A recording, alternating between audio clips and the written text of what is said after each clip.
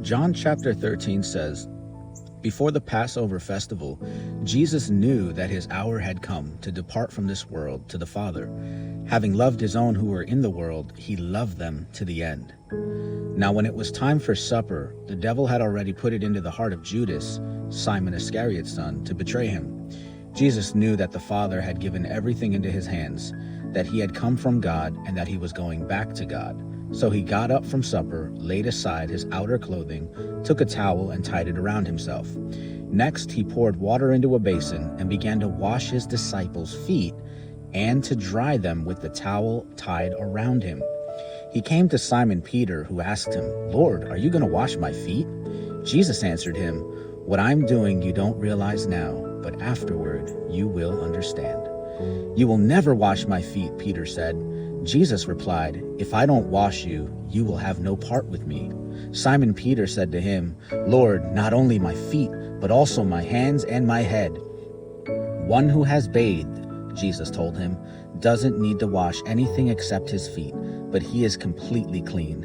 You are clean, but not all of you,' for he knew who would betray him. This is why he said, 'Not all of you are clean.'" So after reading this, a couple of things stand out to me. There's a lot more going on than just washing feet here. I couldn't help but to think about how this relates to salvation, the washing of the feet, and not having to wash again from head to toe. Because once you're with Christ, you don't have to go on wondering if you're saved. Now, sin is inevitable, just like if you leave your home, obviously your shoes are going to get dirty. And why are we so secure in our salvation? Well, just like going back to verse 1, the same way Jesus loved the disciples and his apostles to the end is the same way he loves us to the end if we continue to put our trust in him.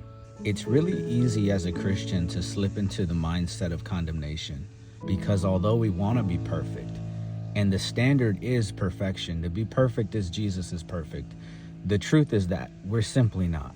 We're always going to fall short of the glory of Jesus. And also notice what Jesus tells Peter in verse 8.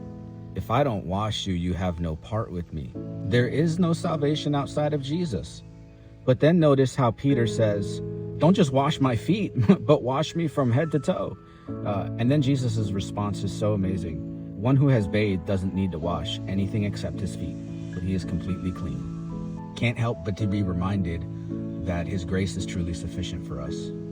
My friends, don't fall into the lies of condemnation, the lie that tells you and always tries to convince you that you are far more dirty than you actually are. Put your trust in Jesus and trust in his finished work. He's still at work in you. Continue to walk with the Lord and choose to believe him when he says you are clean.